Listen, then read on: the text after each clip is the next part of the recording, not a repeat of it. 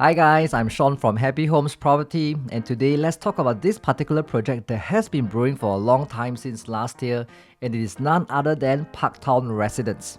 This plot of land was secured since June 2023, so I'm quite surprised that it wasn't launched earlier. Now that it is finally here, and it is going to be quite risky for me to say this because we're only still in January, but I'm going to put it down on record that I think Parktown Residence will be the best performing new launch project in 2025. There are, however, 3 potential pitfalls that most agents will not tell you. Do watch to the end to find out what these 3 factors are, so you can take them into consideration before deciding whether to buy this project or not.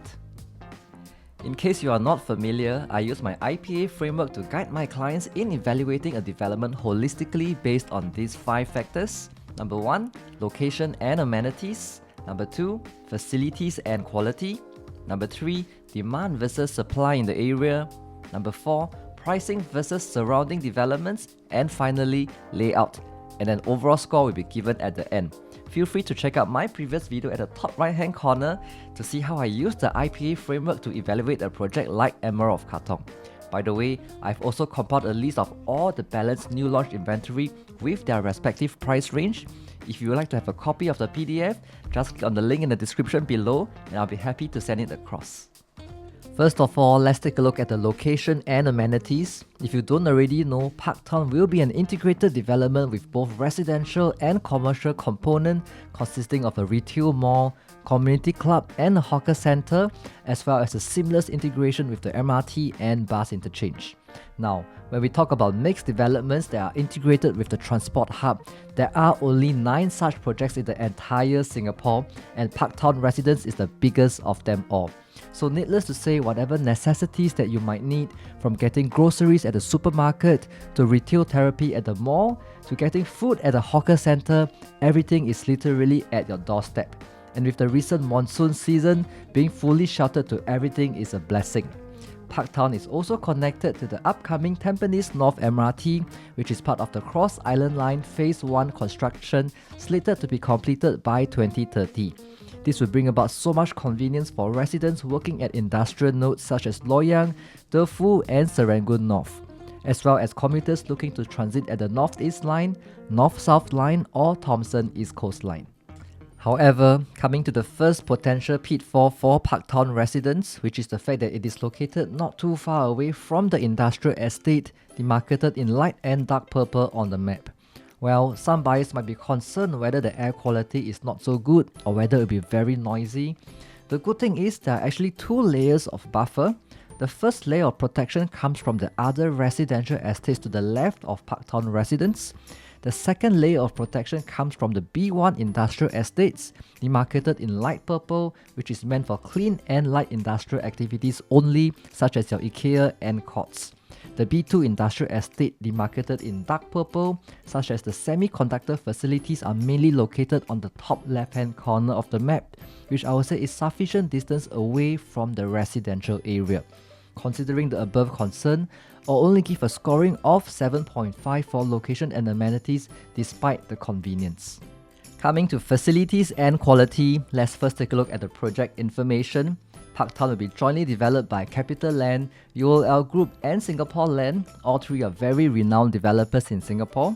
As mentioned earlier, Parktown will be the biggest integrated development with transport hub, with 1193 residential units and a massive site area of more than 50,000 square meters. This translates to a very low land density of 457 square feet per unit, which is lower compared to other integrated developments such as Woodleigh Residences and Reserve Residences, and even Treasure at Tampines, which has a massive land plot. This means that residents at Parktown get to enjoy large landscaping with lots of open spaces nested in greenery, as well as plenty of facilities for every generation to enjoy.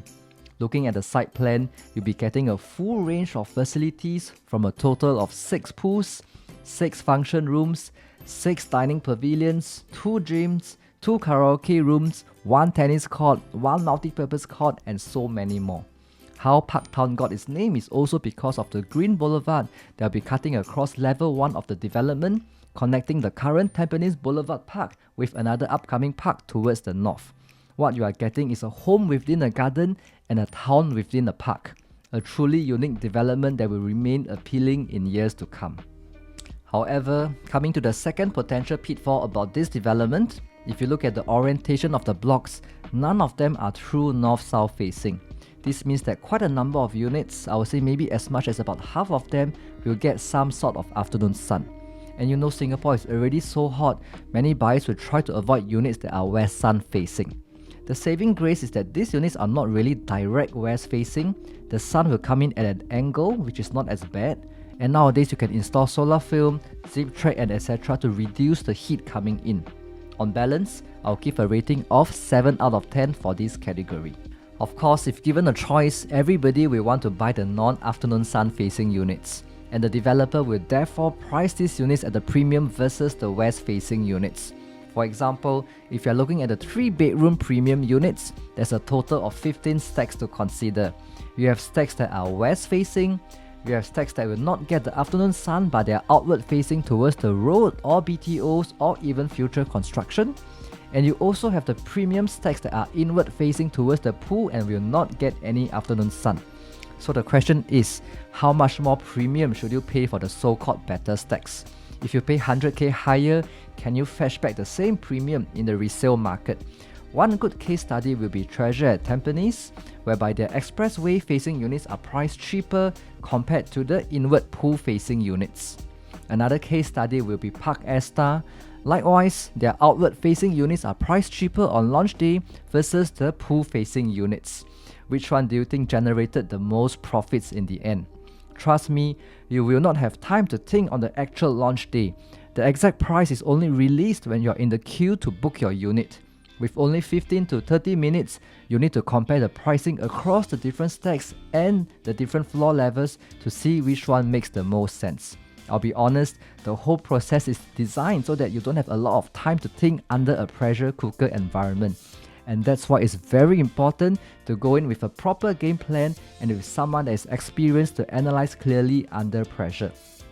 For the other unit types, there are also so many stacks to compare and analyze, which I do not have time to go through in this video. If you'd like to find out and discuss more about the strategies I have for unit selection, feel free to reach out to me at 94515625 and I'll be happy to advise further. Coming to demand versus supply, just a quick recap for the people who are seeing this for the first time. I'm using the demand ratio, which is the transaction volume in the last 1 year divided by the number of listings that are currently on sale to measure how strong the demand is. Basically, a high demand ratio will suggest that there is strong demand in the area because there are more units that have already been transacted recently compared to the number of units that are currently still available in the market. Next, I will need to shortlist the developments that are comparable to Parktown Residence. Given that Parktown is a brand new and sizable integrated development, I looked for developments that are within a 300-meter radius of Tampines, Tampines West, Tampines East, Simei and Pasir Ris MRT with at least 300 units and obtained TOP from 2015 onwards. And there are none, except Pasir Ris 8, which I excluded from my research as it has yet to obtain TOP and there are insufficient data points at this moment. This is the first telltale sign that Parktown is one of a kind in the whole of District 18. Given that I need more data to work on, I expanded the scope to 500 meters and 4 developments fell within the radius. I took it further and expand to a 1 km radius, and yet we only have 6 developments to work on. With that in place, I tabulated the overall demand ratio for the 2-bedders, 3-bedders and 4-bedders. And this is one of the rare moments where the demand ratio exceeded 150% across the various unit types. On top of that, these numbers will only get stronger because there is a huge pool of HDB upgraders in the immediate vicinity amounting to 14,750, which is 14 times of Parktown Residence. Now, these new HDBs in Tampines are not cheap. 4-room flats are transacting about 758k on average, while 5-room flats are almost reaching 900k. So your future HDB upgraders in the area will have a certain degree of purchasing power. In terms of school, there is a chance, but it isn't confirmed yet, for some blocks to be within 1 km of Poi Ching, which is a pretty decent SAP school. Regardless of the school factor, your exit strategy is already well protected with the huge pipeline of potential upgraders. Coming to the supply side, I'm using the supply ratio, which is the number of listings that are currently on sale divided by the total number of units in the development to measure the extent of supply. In this case, the lower the supply ratio, the better, as it will indicate that there's very little competition in the market. Similarly, we got very favorable results across board for the 2-bedders, 3-bedders, and 4-bedders. Bear in mind, this is inclusive of Treasure and Tampines, which is a mega development with 2203 units and not exactly near the MRT. And yet, we are seeing very healthy numbers across the various unit types. As such, I'll give a pretty strong score of 9 for demand versus supply. Next up, let's take a look at Parktown's expected launch price. There were 3 bids in total for this plot of land, and the highest bid was secured at 885 PSF. The estimated break-even price after accounting for construction cost, financing cost, marketing expenses, and etc. works out to be about 1661 PSF. Also, developers usually have to charge a premium for integrated developments as they will incur additional costs in developing the mall, the public spaces, linkway to the MRT and bus interchange, etc. So this brings up their break-even price by approximately 15% to 1910 PSF. In addition, as Parktown is secured after the new GFA harmonization rules, the developer is now unable to sell the aircon ledge space as part of the strata floor area. So this will also cause their break-even price to be adjusted upwards slightly by 5% to 2006 PSF. Finally, assuming the developer is looking at a 10 to 15% profit margin, I would expect the average launch price to be around 2250 PSF. Using our price gap analysis, let's compare Parktown's expected pricing of 2250 PSF versus the same few comparable developments we shortlisted earlier. Firstly, I calculated what is Parktown's price gap or premium versus these other developments. Next, I tabulated their age gap to Parktown. Finally, I took the premium divided by their respective age gap to derive that Parktown Residence is on average about 57 PSF higher than its competitors for every 1 year difference in age. Now, this is definitely on the higher end of the spectrum, as something around 40 to 50 PSF per year difference would have been more reasonable. Having said that, Parktown is after all an integrated development versus the rest of the competitors here are easily 500 to 800 meters away from the nearest MRT. It is also the first GFA harmonized development in the area, so the price gap of 57 PSF per year is actually still acceptable to me. However, coming to the third potential pitfall which I'm more concerned, and that is the fact that Parktown is located next to 2 ECs, Tenet and Orwell, which are naturally at a lower average price point of 1500 to 1600 PSF. Will this affect Parktown's future profitability? Let's take a look at this from a timeline point of view. Now, Parktown is launching very soon in Feb 2025. This means that the bulk of the buyers who bought in Feb 2025 will actually clear their SSD period in early 2028. This means that they can actually choose to cash out at that point of time even before Parktown obtains TOP. Suppose you don't wish to sell so soon, you can also choose to let go 2 years later in 2030. This further coincides with the target completion of Changi Airport Terminal 5 and Phase 1 of the Cross Island Line, which should further boost your property's value. Notice that in both potential exit points, Tenet and Orwell have yet to obtain their MOP, so they are not eligible to sell yet, which means you can be assured that you won't have much competition in the first 5 years.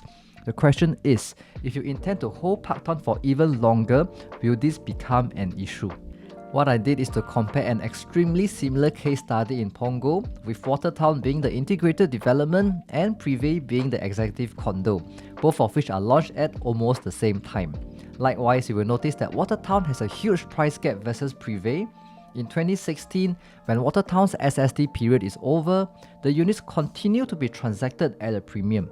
In 2017, when Watertown obtained TOP, prices started to go up because Privé hasn't obtained MOP yet, and hence it wasn't a threat to Watertown.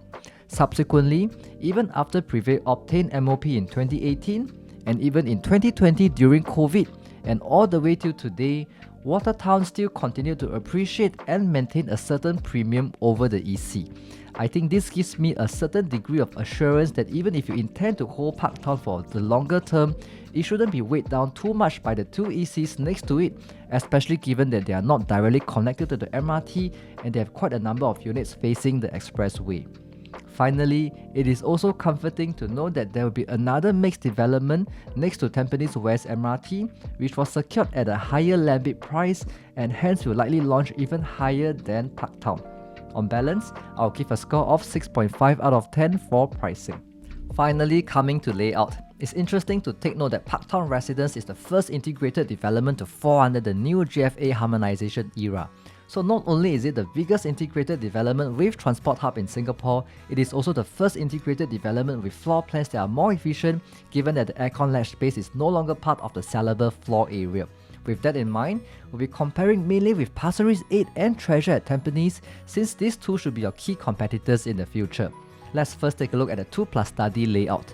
Parktown's floor area stands at 764 square feet, while Pasir Ris 8 and Treasure at Tampines' floor area is around 796 square feet and 646 square feet respectively, after I exclude the aircon latch space for better comparison. Looking at the kitchen area, both Parktown and Pasir Ris 8 have an enclosable kitchen which is more ideal versus Treasure's open concept kitchen. However, Parktown's kitchen stands out as it is more spacious with usable countertop space. I also prefer Parktown's study area, which is tucked in one corner, versus Pasir Ris 8 whereby you or your guests have to walk past the study area just to get to the bathroom. Treasure's study area is almost non-existent. Master bedroom wise, Pasir Ris 8 definitely has the upper hand as it can even fit a dressing table. However, it is going to be more costly as it has a larger floor area of 829 square feet with aircon latch. So practicality and efficiency wise, I will still say Parktown has the best layout amongst the three. In fact, it is one of the most efficient 2+ study layout I've ever seen. Next, let's take a look at the 4-bedroom layout. Parktown's floor area stands at a very comfortable 1335 square feet. It comes with a fully functional kitchen with window for natural ventilation. Living area is 4 meters wide, so there's ample space to fit your sofa and even an 8-seater dining table. The common bedrooms are also decent size that can all fit a queen-size bed. However, a couple of areas that are not so good is the wasted space at the master bedroom entrance, as well as the fact that the 3 common bedrooms are sharing one bathroom. It would have been better if one of the common bedrooms is a junior master ensuite. Coming to Pasir Ris 8, its 4-bedroom is around 1377 square feet after eliminating the aircon latch space. The first thing that caught my eye is that the kitchen is way too small for a 4-bedroom unit. There's also a fair bit of wasted space at the junior master entrance. Balcony is long and narrow and hence not the most usable as you can't even shift the dining table outside if you want to. On the bright side, all the rooms are spacious. The master bedroom even comes with a walk-in wardrobe. Coming to Treasure at Tampines, its 4-bedroom is around 1248 square feet after eliminating the aircon latch space. The yard area is way too big for my liking. Balcony is long and narrow as well. 4th bedroom is on the smaller side that can't fit a queen-size bed. And similar to Parktown, 3 common bedrooms are sharing one bathroom, which isn't so ideal. On the other hand, it does come with a very spacious living and dining area. The remaining bedrooms are pretty decent size too. Comparing these 3 developments, I would say Parktown's 4-bedroom layout is probably still the most balanced and I could hardly find much fault with it. Overall, I think the architect has done a pretty good job with Parktown's layout and it should stand out versus its competitors, so I'm going to give it a score of 9. In the interest of time, I'm only able to review these few layouts right now, but if you'd like to have full access to all the floor plans and also my views on the remaining unit types, feel free to contact me on WhatsApp at 94515625 and I'll be happy to elaborate further. All in all, I do have some reservations about Parktown Residence given its proximity to the industrial estate, the orientation of the blocks which will result in afternoon sun for a number of units, as well as the 2 ECs which are priced lower. Notwithstanding, given the strong demand from a huge pool of HDB upgraders and lack of supply of conveniently located developments in Tampines, as well as the very efficient GFA harmonized layouts, I believe Parktown Residence will still be very well received by the mass public.